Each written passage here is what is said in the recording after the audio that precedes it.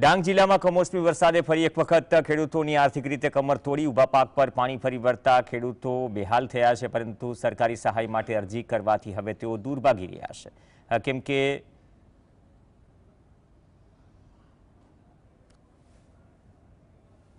2024માં થયેલા નુકસાનની સહાય આજ દિન સુધી તેમને મળી નથી। સૌથી ગંભીર બાબત એ છે કે સરકારી ચોપડે 100થી વધુ ખેડૂતોને સહાય ચૂકવાઈ ગયાનો રિપોર્ટ બોલે છે, પણ આ સાચા લાભાર્થીઓના ખાતા ખાલીખમ છે। સરકારના દાવા અને જમીની હકીકત વચ્ચેનો આ તફાવત ખેડૂતોનો વિશ્વાસ તોડી રહ્યો છે।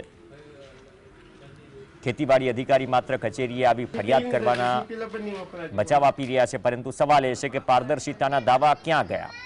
એક તરફ વિનાશ અને બીજી તરફ સરકારી તંત્રની ઉદાસીનતા અથવા તો ઘોર નિંદ્રામાં છે। ડાંગનો ખેડૂત આજે નિરાશાના ચક્રવ્યૂહમાં ફસાયેલો છે।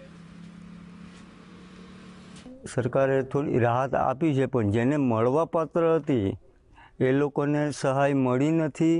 એ લોકોને વધારે નુકસાન થયું છે, ને જેને મળવા પાત્ર નથી ને જે વગદાર હોય, સગાવાળા હોય, એ લોકોને એ સહાય મળી છે।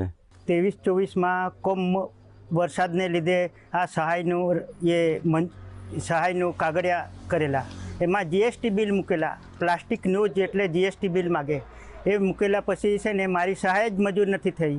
સહાય તો નથી મળી, પણ સરકારમાં બતાવે કે સહાય આપેલ છે એમ। કેટલી રકમ છે લગભગ? લગભગ આ લિસ્ટમાં તો 9,095 રૂપિયા જેવું છે, અમને તો કંઈ મળ્યું નથી। ચેક કર્યું તમે તમારું? હા, બેંક ખાતા હમણાં જ ચેક કરીને આવ્યો।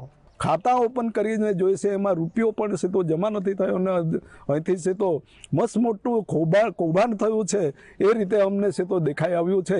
એટલે સરકાર પૂરી રીતે છે તો એની તપાસ કરે। કુલ અરજી જમીન ખાતા ધારકમાં 4,284, જેમાંથી